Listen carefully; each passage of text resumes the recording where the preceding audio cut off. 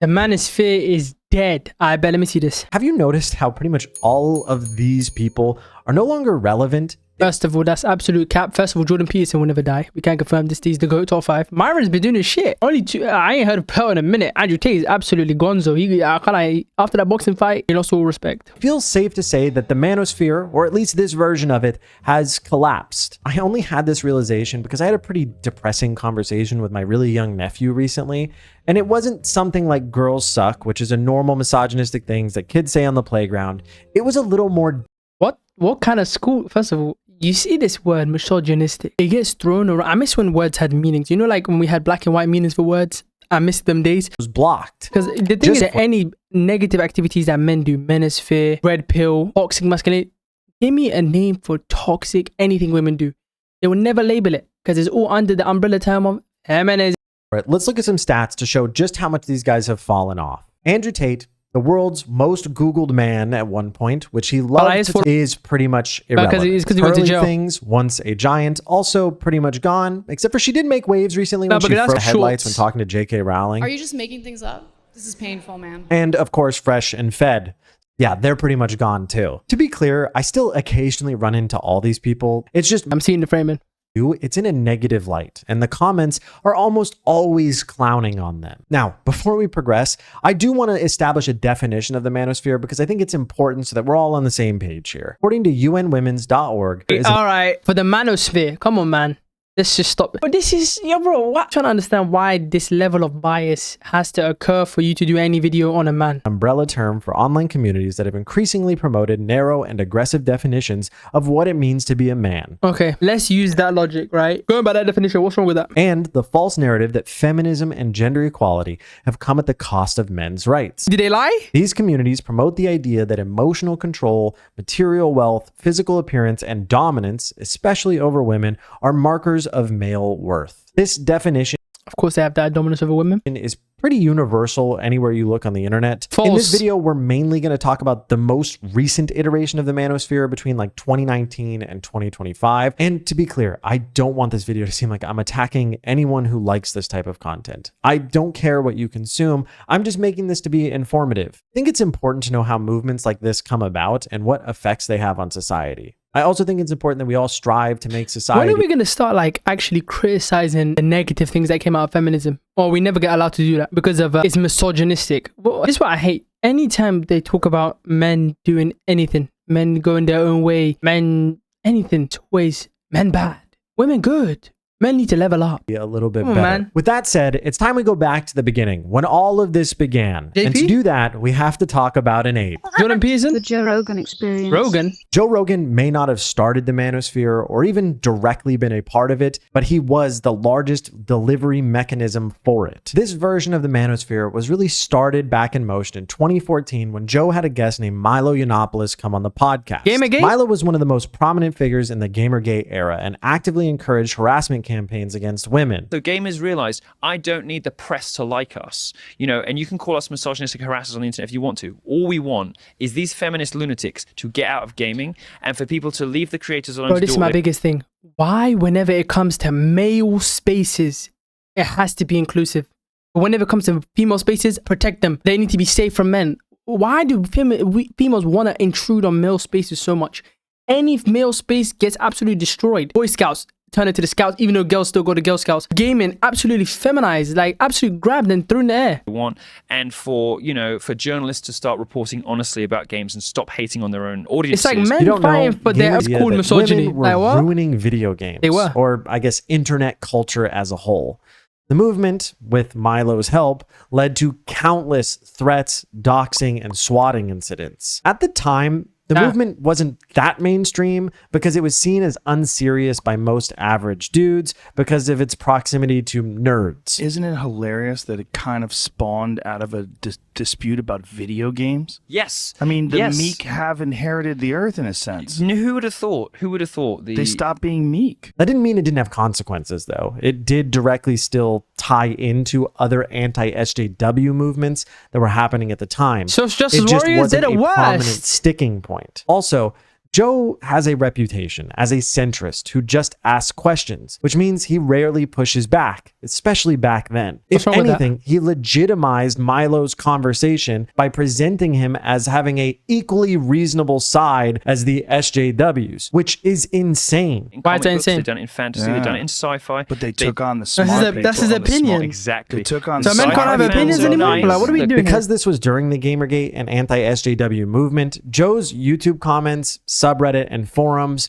were filled with misogyny, like much of the internet. It was also subreddit and forums. Victim culture has spread throughout, aided by willingness of men to give women what they want and for all people to be for equality. How is that? How's this misogynistic? I'm confused. Where's the misogyny? Equality doesn't exist. It's impossible. Were filled with misogyny, like much of the internet. It was also filled with the centrist people who were pushing back against this and thought that having Milo on the podcast was a problem. They're not The thing centrist, they're is, left-wing. Be podcast real with listeners yourself, they're are left-wing. passive. Actually, most media consumers don't actively engage with the content they're consuming. Because of that, it's hard to gauge what the normal person thinks about something since they're not putting it on Reddit. We can see where their feelings are though, because in 2016, 2 guests will appear that would lay the foundation and establish both the aesthetics JP? and methods for the coming Manosphere. The first person we'll talk about is the definitely real Navy SEAL and pro poker player, Dan Blazarian. I salute you, sir. Danny B. Because if I was a 16-year-old kid and I won the lottery, I'd be living exactly the way you live. On episode 857 You won the lottery at of 16. JRE, Joe dove into Blazarian's extravagant lifestyle because at the time he was the face of masculinity on Instagram. It was endless posts that crib looks of crazy. money, gambling, guns, women, weed. If a teenager thought it was cool, he was posting it. And the Okay. thing is, back in 2016, Dan was the hyper-masculine influencer. What's So wrong you with would this? expect What's wrong with that? Joe Rogan's audience to love it, but shockingly they didn't. They actually sniffed his bullshit instantly, mainly around the whole stolen valor and sketchy gambling wealth. But even smelling his bullshit, the aesthetics and the ideas still kind of stuck. The main aesthetic is that women are objects to be collected and that you can measure someone's success by how many women They're they pose consenting with adults. all the time. Remember though, Dan is only one half of the Manosphere, if that. The other side, the one that actually recruited a lot of the young men, would come about a month after this appearance on one of Joe Rogan's largest guest appearances It gotta be ever. JP. And that is Jordan. Top 5, the Jordan GOAT. Peterson. On episode 877 of the Joe Rogan Experience, the audience would be introduced to Jordan Peterson. Joe would present Peterson as an academic who He is an helped academic. young people. I don't know if you know this, but Peterson was never actually an esteemed academic. Wait a minute. That's not true. He Dr. is- Thagard from the University of Waterloo. But I don't care what this bitch says. Listen to me. If you listen to Jordan Peterson at any interview he does, anything he does, read his book. He's an academic. Let's just stop this. I'm not going by this biased review by one person. Actually wrote this about him one time. Peterson's ideas are a mishmash of banal self-help. Amateur So you're going off one guy's interpretation or one guy's opinion. It's not even an opinion on Jordan Peterson as opposed to the millions of videos he has. Shut up, bro. This guy got no shame. philosophy, superfluous Christian mythology, evidence-free Jungian psychology, and toxic individualistic politics. Seek enlightenment elsewhere. Normally, podcast audiences don't just automatically follow a new guest and create a new influencer. It's hard as a creator to get viewers to click through or convert to anything. Trust me. The thing is, with Peterson on JRE, it was way different.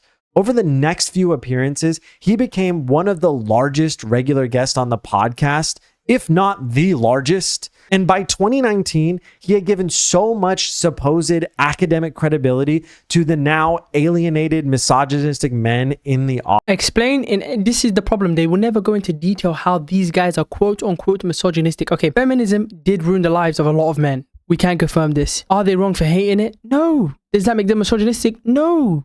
What are we talking about? The ones that were primed by people like Milo and Dan, just to demonstrate how successful Peterson was at becoming a new influencer. We can look at the sales of his book after his appearances.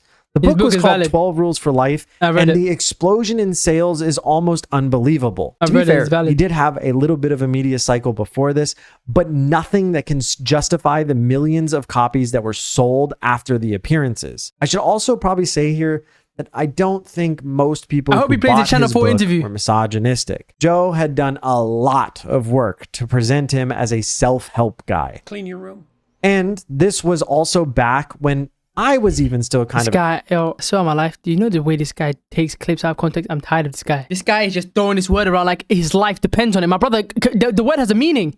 This sort of Jungian archetypal world, chaos is feminine, order is masculine, and the subtitle of your book is an antidote to chaos. So as a woman reading that, you know, I'd like for you to explain to me Who likes chaos? what I'm missing there, because that's when you started to lose me a little bit as a reader. At the book title? Well, there has to be an How did he lose it the title? Off the back? antidote that's manifesting itself in excess at the moment in our culture. A large reason that Peterson was so successful in furthering misogyny and recruiting new men into it was due to something I'm calling scientific misogyny, which is actually a term, but I'm using it in a way more similar to scientific racism, which is essentially when you cherry pick data, use pseudoscience or religious ideology to package it as objective, evidence-based truth. What do you mean? To then justify your bigotry. To actually show you how that works, we can look at Peterson's interview with GQ. Well, that's my idea of the patriarchy. Yo, which this is woman got absolutely destroyed in this interview. There's no way he's using this as evidence. a system of male dominance of society. Yeah, but that's not my sense of the patriarchy. So what's yours? Well, in what sense is our society male dominated? It's funny looking back because I didn't realize how much Peterson Why did does he not- this why did in he not- every why did he debate, not which finish is the clip? refusing to accept even the most basic definitions. I actually think he does this because First of all, she needs to prove her point. This is debate. If you want to go by basic definitions, majority of people don't follow it. You don't even follow the basic definition of misogyny. he thinks it makes him look exceptionally rational, or because accepting any definitions ultimately has him concede the point. Our society male dominated. The fact that the vast majority of capital and is owned by men, women do more unpaid It's a very, labor. very tiny proportion. of Unpaid men. labor does not exist. Doing chores at home is a choice. I'm tired of this. I do so much unpaid labor. Shut the. A huge proportion of people who are seriously disaffected are men. Most people who are on the street are men. Most victims of violent crime are men. Most people who die in wars are men. People who do worse in school are men. Where's the dominance here precisely? This part is So he's basically saying scientific misogyny is stating facts of life that yes, 1% of men are at the top and the 80% or like let's say what 40% at the bottom suffering. What are we talking about? I'm talking at the bottom, not like the majority in the middle. But the ones at the bottom are really they're going through it, bro. The ones at the top are the best. The ones at the bottom are the worst, and the women are in the middle. What are we talking about? And there are some women that are up where there. scientific misogyny happens. He just gish gallops through a bunch of stats so Which that are you facts. assume the premise. Same way she gish galloped. Okay, so if you say our society is male dominated, you know what domination means? Male dominated, yeah? But the mass majority of men are at the bottom. Don't go by the minority that are at the top. You go by where the majority are. The majority are at the bottom. What are we talking about? How is that domination? gave you is true without actually knowing anything. In this case, that premise is that the patriarchy isn't real. To be not. clear, men do face punishment and pain, and systems are rigged against them. But that doesn't change who dominates them and sets them up, which is what the interviewer stated. What you're doing is you're taking a tiny substrata of hyper successful men and using that to represent the entire structure of Western society. There's nothing about that that's vaguely appropriate. But I could say equally well that most rape victims are women. You know, terrible things happen to people of both sexes. And you could say that with perfect utility, but that doesn't provide any evidence for the existence of a male-dominated patriarchy. If we actually take a step back for a second Why and don't you finish interrogate the clip? any of the things Peterson has said in this interview, we quickly realize that he never disproves the patriarchy in the way that the He interviewer denies his presented it, existence. No, which is the way that it He exists. denies his existence. Why is he going to prove? She needs to prove it exists. Why did he doesn't need to disprove her claim. She needs to prove her claim. What are we talking about? Yes, men do face higher suicide, drug rates, fights, wars, or whatever. It's just that This is my problem. People disregard men suffering and they'd be like, men go through wars, unalive themselves, all that. Rape. Women go through assault. It's worse than anything you've ever experienced. Shut up. Sit back down there. What are we talking about, bro? Be fucking consistent, my brother. Be consistent. Wait. Every one of those are systems set up by men for men. Even okay, using this logic, cool. If it's set up by men, for men, and we are getting the blame for it because they didn't set up this generation. Cool. I want to blame every single German alive today for what the Germans did in 1945. I'm blaming every German alive today. They all need to be put on trial. family court, which is something I will often hear from the misogynist type.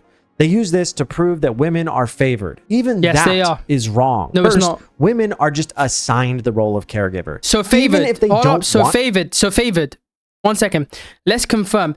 Women are not favored. Yes, but women are given the child by default. So they're favored. What are we talking about? Are you... to be the main caregiver, even if they have other aspirations, it is something they cannot escape. It is not they can refuse. something that they choose. It is something that is put on them. No, it's no. Okay, 1 second. It's a choice. Let's make this abundantly clear. Secondly, most men don't even try. Nobody has money for a fucking... Does he not know how much a lawyer is? It's like 5 to 10K, and you're probably not going to win. Go to court and actually fight to get custody over their children, they win at a much higher rate. False. Anyways, That's digress. what you see why he didn't say a number, because he wants to be vague with it. Majority of the time, men don't get the child, even if they pay for a lawyer. Let's move on to something a little more interesting, because while I was researching this video, I actually started reading some feminist theory recommended by my friend Yubi. Emily Carrion, I hope I'm pronouncing that right, is a sociologist professor at UC Irvine who wrote a book called Good Guys, Bad Guys, where she sat down and interviewed 62 men, some of which identify as men's rights activists and some of which are self-identified male feminist. She examines how their beliefs form and why so many male feminists make little to no impact towards actual I'm feminism. mentioning this What book is actual feminism? is because within the introduction, we meet Brian, who is a self-described MRA, and he will nearly bar for bar do the statistics gish gallop that Peterson did in... Okay, so a MRA is a men's rights advocate, okay? So he's advocating for safety and help for the men that are experiencing this. What do feminists do? Women are the biggest victims of assault. Well, women are the biggest victims of rape. This guy is not consistent whatsoever. This guy is the most biased piece of shit I've ever seen. The interview that we just watched. And this is actually incredibly depressing because as I watched that interview and as I read this book, this is the same thing that my young nephew said to me when he was talking about women.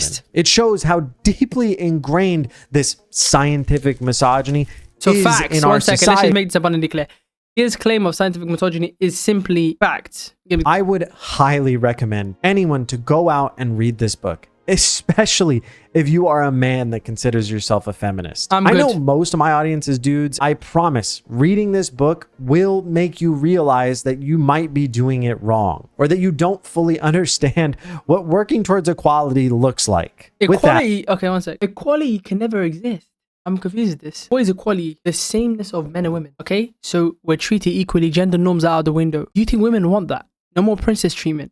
No more first dates. None of that bullshit and all of that to get in, right? And then the standards are lowered for women to get in because they're not as good. And then they're paid equally. How is that fair? You paid what you're worth. If they can't make it through with the standard that is set, then they shouldn't be in. Let's get back to Joe for a minute because he is the voice of reason and all that is centrism. We can see that Joe is actually a really good hardball interviewer. It was the oppression that did exist. There has been continual oppression of women. It's just not the only thing that's happened. Well, there's been women that have been revered. There's been women that have been celebrated. There's been women that have accomplished great things, but there's been a lot of oppression. So if they concentrate primarily on that oppression, and that's their main point of study, and that's the thing they want to talk about all the time, they kind of have a point in the fact that if you're looking at all the events that have ever taken place, there's a significant number of them that have been women being oppressed. But I don't know if there's more women who've been oppressed than men who've been oppressed. That's a very good point. I'm just kidding. Joe is arguably the biggest reason we end up stuck with people like Jordan Peterson. Okay. Looking back, it's so easy to see how he lined up his audience to be dropped right into the Manosphere pipeline. He regularly gave platforms to racist, homophobes, misogynists, and countless friends. Why did he put Matt Walsh on the screen to call him racist? I'm confused. Matt Walsh is not racist. Jeffrey Epstein. Now we can actually move on from the chimpanzee. because unsurprisingly, another podcast will actually take the mainstream. The podcast in question is called Your Mom's House, which is by two comedians. What the fuck? Tom Segura and his wife, Christina Pazitsky. They would often have a segment where they would laugh at clips of a man who is now infamous for ruining your nephew's life. And you realize that making money is a much Do they harder put than Tay on? fucking dishes. Who is he talking to? There's a lot of women. Hold on, they're the ones that put Tay on? Why would someone put this online? It's still kind of an act. That Well, he's yeah, he doing this plays for. it up. Show us your shit, bro. I want to see your cars. I want to see your mansions. Tough, and show man. me your sparkling water. Andrew Tate is a failed reality star, failed kickboxer, He was a and champion. alleged human trafficker. He was a world champion at one point. Probably more than alleged at this point because of how fast he was looking to get out of Romania when he could. Tom and Christina would eventually bring him in the studio and give him an interview after he was a segment on their show for months. Women are absolutely happy saying, you know what? I know I have the best man on the planet and I know I make him happy. Women are happy with that. Yeah, that's true. They're far more happy with that than they are working some fucking career Yeah. and some garbage. Oh, I have thoughts and opinions and a job. Yeah, shut the fuck up. Have kids, dumb sit bitch. at home, be quiet, make coffee. Yeah. And it makes everybody happier in the Yep. long run. It's good for everyone. I don't know how this is even controversial anymore. Right. I understand that they are laughing at him most of the time, but they're also sometimes agreeing and they never push back against him. How many times can women are trash or can't drive be funny? It's not fair to give it all to Your Mom's House. It's just that the podcast really blew him up, likely because it's tied to Joe Rogan's audience. Because of Joe and Tom's old friendship, Joe's audience loves to post clips in this time. If we combine that with the fact that Andrew Tate essentially ran a clipping pyramid scheme, we can see how he dominated every 10-year-old's TikTok feed. I just looked at TikTok. You haven't conquered there yet. Haven't I? How many followers you got? I'll put on an Instagram story and then people will grasp it and they'll grab hold of it and then they will digest it and edit it up and put their own spin on it and then it will end up out there in the metaverse. Actually, this MLM of clipping is how he persisted even after being banned on nearly every platform. It's wild how he was the first clip farming creator and normalized what is something that every big streaming community essentially does. And I ended up absolutely everywhere. And now people complain that they see me more than they see their own father and they can't get rid of me. Now, contrary to what most people think, industry plants in the creator space don't really exist, at least in my opinion. I've never seen someone who just buys fans. I've seen people buy a lot of temporary eyeballs or views, but not a legitimate following. Okay. It was obvious that Tate had more than just views because he ended up converting tons of men into essentially foot soldiers, and lots of people would buy his courses. 10 minutes and 36 seconds to sign up. Tate was likely able to do this because he, first of all, had the aesthetics of success, which Blazarian showed was women. He was constantly using women as an object to show his success. He did some self-help, I guess. Why do they act? Okay, one second. Whenever these type of people speak about using women as an accessory, quote unquote, in their words, they act as though the woman is like a car, like it's an accessory. These are grown, functioning adults that are making a choice to be in this and be with him. Let's not act like they're walking, talking drones. They're choosing to be here. He didn't force anyone to be there until the court case. We don't know for sure. You could call it. Anyone who does not drive a Ferrari is a lazy idiot. Which is another thing that Peterson had shown was needed to get young misogynist men on board. Clean your room. I know looking at Peterson never Andrew said anything Tate like that. and seeing it as self-help is insane, but when you really think about it, we live in a time where being an asshole can be seen as a redeeming quality. People love the guy who is saying it how it is. This guy's such It's a liberal, crazy. bro. Looking back, that to some, maybe even a lot of people, he was kind of seen as a master of social situations and also a legitimate entrepreneur. The reason I consider guy Tate is such a liberal, the bro. birth of the manosphere, really the epicenter of it. He embodied the ideas of the definition that we talked about earlier in this video. He centered the idea of being a man around material wealth. If you can't get material wealth, you're probably a nerdy gamer who just needs to get jacked. And if you're still it wasn't. It brokey, wasn't but you're material wealth. jacked, It's being guess- successful as a man. That's the easiest way to get. You want a life as a family and peace. What? The Matrix has rigged everything against you. The Matrix, by the way, it's just women. Like, come on, No, guys are the that is society, which is mainly pushed in the favor of women. same thing. They preach wanting to get women and then paint those same women as evil. At some point, like, dudes, just get on Grindr. You obviously don't like women. So we're using being gay as a derogatory, like a disrespect? That's not very liberal, bro. That's very misogynistic. Else that ends up happening is that a lot of finance and entrepreneur that style wrong on creators purpose. will end up adopting Andrew Tate's aesthetics purely because of the success they see him having on social media. They aren't necessarily going to push misogyny overtly like him, but they will nudge people towards him. I mean, I'd say, you know, with the Manosphere, the whole PUA stuff, it's better to watch it than not watch it when you first start. I think the main reason that this version of the Manosphere imploded is because the self-help didn't end up No, it's because they did a whole fucking hate campaign and got him banned from every platform. A way for already wealthy men to extract more wealth out of alienated and desperate men. That too. To sell out my fans for money. I am not Logan Paul. I will not do that. So, for that reason, I will never launch a crypto. For those in the movement that were less abrasive than Tate and just promoting maybe entrepreneurship content, they also have set you up for failure. All grind setters actually have this same fundamental flaw. Not everyone can be an owner in our system that requires workers. It's If not all an owner. of us It's just being workers successful. were actually owners, well, that's a completely different system. With all of these failures, all that you end up left with is misogyny. The thing about misogyny is it doesn't build anything. It doesn't give you a life or friends or wealth. It just makes you It teaches you sad the game. and resentful. I feel like nihilism has consumed so many people's brains, both men and women. Yeah, because they And lost this religion. isn't shocking for men, because if we look at a study from 2019, we Hold can on, see hold that on, 95% It's not of the shocking men for in the men. No, Manosphere majority of women despise religion. They're actively against it because all religion doctrine. time in the beginning already considered themselves black-pilled, which is just another word for nihilistic.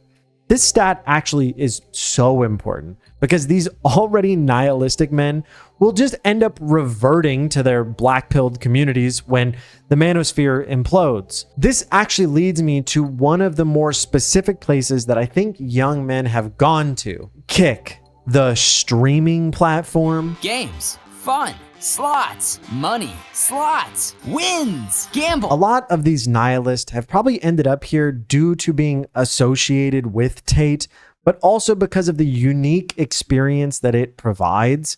We regularly see things on the platform like unregulated crypto gambling, harassing the public, torture, and even worse. Would you say your age? I'm gonna ask you again, okay? I'm not. What happened to this guy? Yo, Riot got... Yo, the guy who grabbed Riot... Yo, bro. Riot got absolutely destroyed.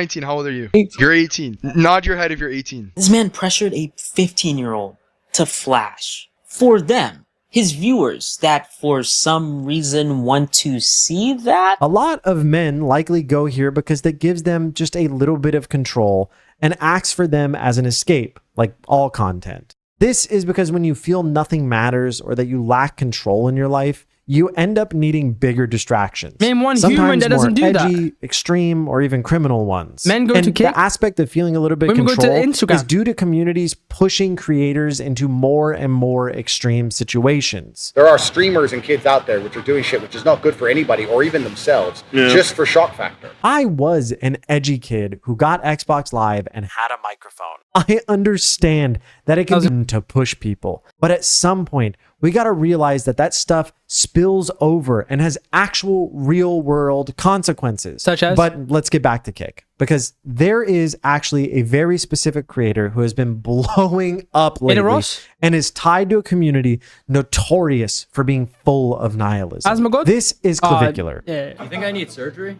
A streamer who is a self-described looks maxer, and he has been blowing up my algorithms for months. If you don't know what looks maxing is, I do looks maxing. You know what that is? you probably do and don't even realize it. You've probably used lingo like mogged, mewing, or adding maxing to like every word. Broad max, lift maxing, symmetry maxing, now the crotch maxing. And you also probably understand the concepts of getting an insane jawline or doing hormone replacement therapy. Also, if you were to look up the definition and read it, the first few lines for looks maxing Don't tell me when just you are talk women about again. how it is essentially improving your physical attractiveness as much as you can. This ideology or community often boils down to the idea that if you aren't born with good genetics or traditional attractiveness, that you are doomed in life. It's a true pill, very true pill. First of all, it's not you're doomed in life, is you have it easier if you do this. What's the difference? These guys might be doing more extreme things like the whole chin shit, but it's the same concept. They're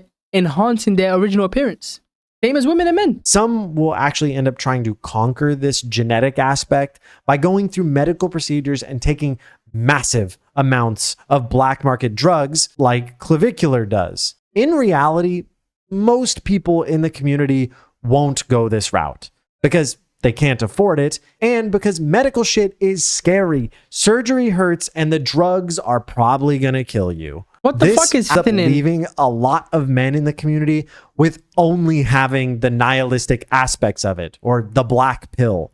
They feel like they are doomed forever because of the way that they were born. Clavicular actually ends up talking about this exact thing in an interview. Do people treat you really negatively, all the time in your life? Are people rude to you? Just do they never smile? Things like that. Do people look away if you make eye contact and look disgusted? You just kind of start to pick up on it as you're, going through life as an unattractive person. And people subconsciously, you don't have to go through these black pill looks max forms to know and get rated. It's something intrinsic. It's something subconscious. When you're ugly, and it's a horrible thing to deal with. Here you go, draw me out like that's crazy. Of this space is that it is entirely self-defeating.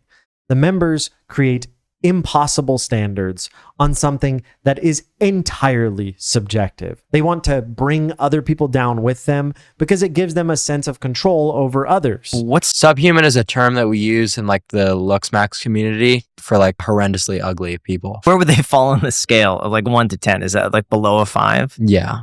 What's lookism is just treating people differently based on their looks. So it's sort of like it's like racism. It's like racism, but for looks. A lot of these people aren't actually in it for looks maxing. They're purely in it to be nihilistic. They also want to make friends who share the same social struggles that they do. I don't think I have to mention this, but I will, since I guarantee a lot of you will have sympathy towards these ideas and even possibly agree with the theory. I'm about to get to look back, bro. I need the jawline. Before I say anything else, I'm not a woman. Shocker. I know, but I have asked my partner, her friends, my editor, and all the women with my community what they think. And guess what? They don't actually care that much about how you look. The data backs that up. Okay, let's make something abundantly clear. And this is a lie in and of itself. What happens when you get to know somebody? Unless you're meeting them through mutual friends, which is never anymore, attraction needs to happen off the back. Let's be realistic.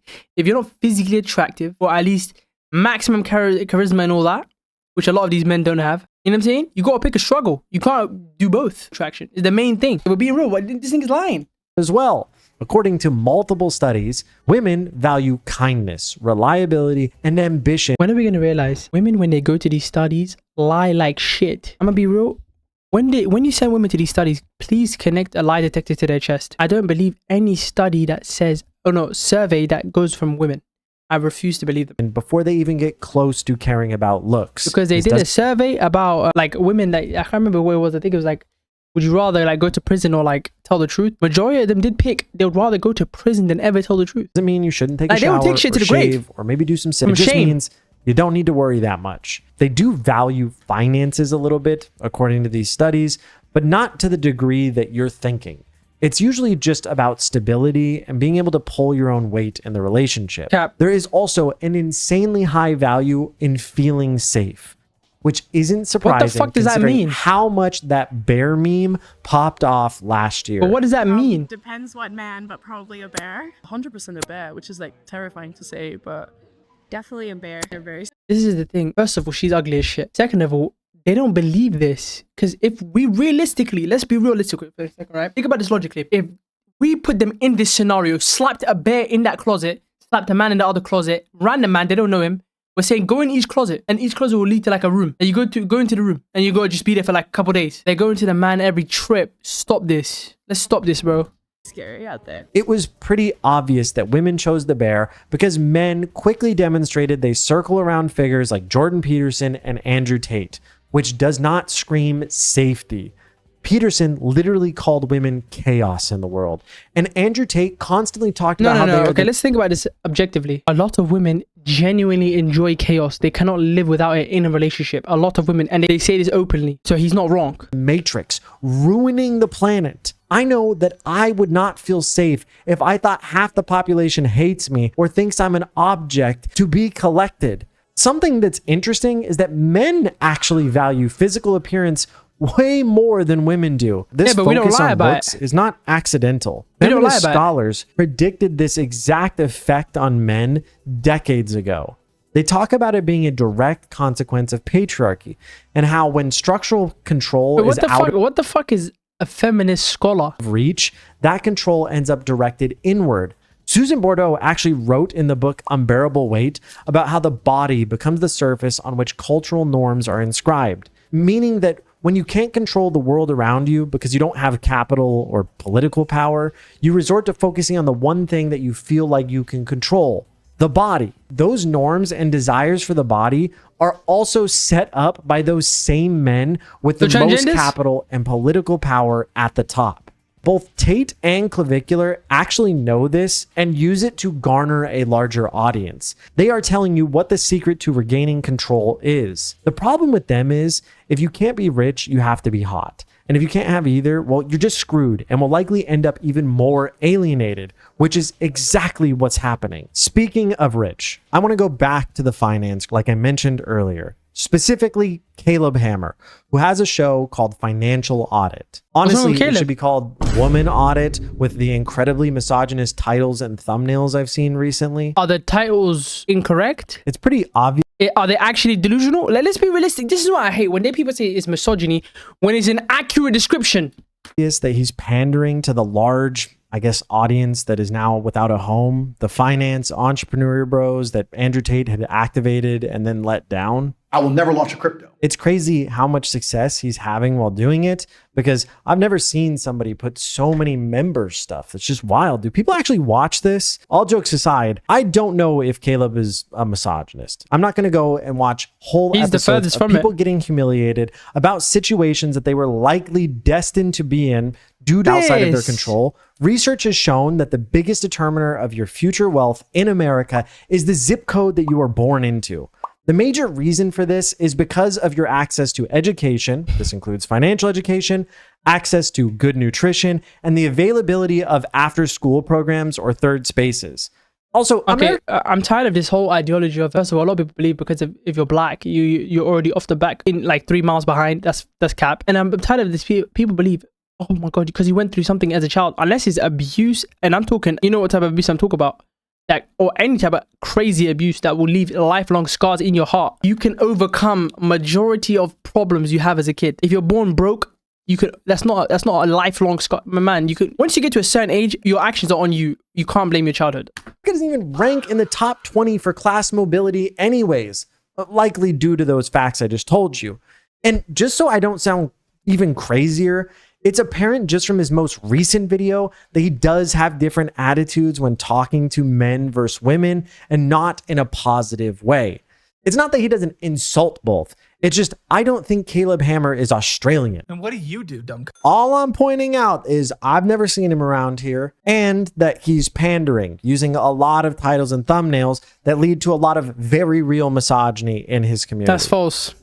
So, like, I'm making fun of.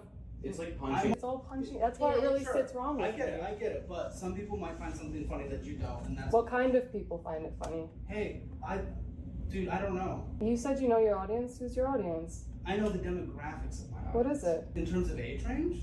What's the male-female ratio first? For all finance content, it's about 80% male to 20% female, and that's across all channels, positive. He may not be a misogynist, but he sure lets it be there. Also, there is the fact that he doesn't pay his guest, which I get. It would What's it like having any majority male audience is a bad. I'm tired, yo, bro. I'm tired of this shit, bro. Yo, bro. He gives them his own $200 financial course. Where have I heard selling courses? Like, this is not a capitalist society, bro. It's a business. He's doing this for... Surprising to see the rise in misogyny here, due to the fact that the previous Manosphere was successfully able to gain most of its members by using the promise of wealth as its main recruitment tool. If you want to see just how bad it is, scroll the comments of almost any finance video that show a woman, and the comments will be full of the most bigoted women be shopping type comments and worse you will ever see. If you want to know more specifics about Caleb Hammer though, I suggest watching any of D'Angelo's latest videos on the subject or Scott Schaefer's video documenting multiple different alleged issues. Also, Caleb is apparently threatening to sue both of those guys. And listen, bro, I'm just reporting on the news, brother. Look, hey, don't shoot. See you in court, bitch. Earlier in the video, I gave you a quote from Dr. Thagard about Jordan Peterson, and in that quote, he said the word Jungian. This is a reference to Carl Jung and how Peterson frequently twists his work. The dragon of chaos is actually directly Peterson taking one of Jung's ideas about chaos and then molding it to fit his insane reactionary worldview. Jung described chaos as the unknown, consisting of uncertainty, transformation, and disruption, something that can lead to fullness when you get through it or find the hidden meaning. Okay. Peterson ends up taking this chaos, or at least the first part of it, and assigns it to women. And then he goes even further, claiming that they are like a dragon you must tame instead of, a human. Honestly, Peterson ruined so much psychology content on YouTube, like Tate ruining entrepreneurial content.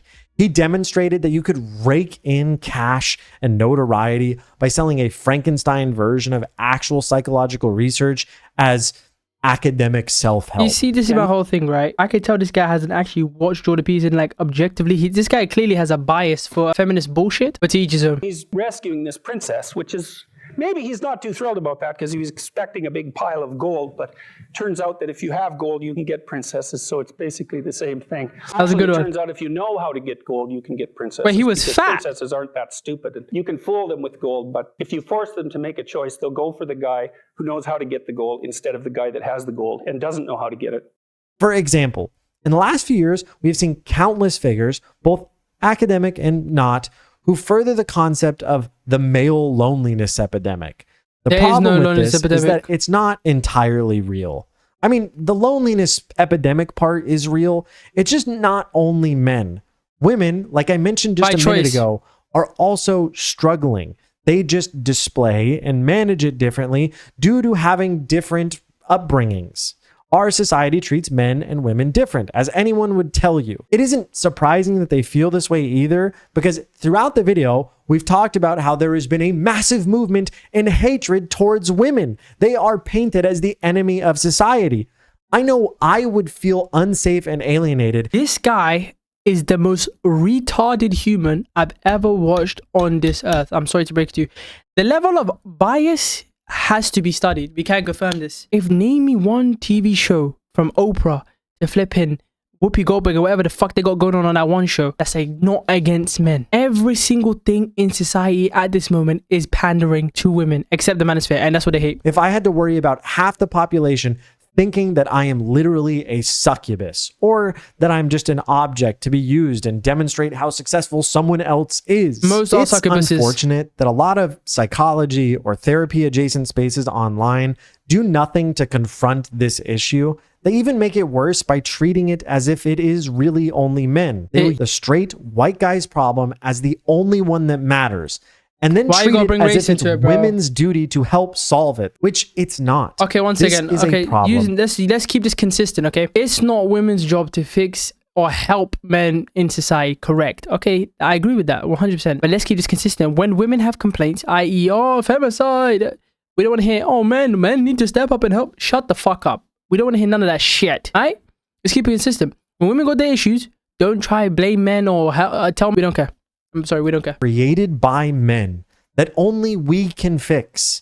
To get even more specific about how this is done, we can look at another podcast Diary of a CEO. This podcast has come under scrutiny after several creators made a video about how he provides no pushback when his guests just spout insane conspiracy theories. He's gonna pay that one therapist. Or that Watch. he validates red pill issues as an actual thing that is concerning. It This is. really did shine through in I his told you, episodes with Dr. therapist. K, I told you. which led to multiple women pointing out how his approach to the problem of the male loneliness is insane. Women, I think, don't need men as much as they used to.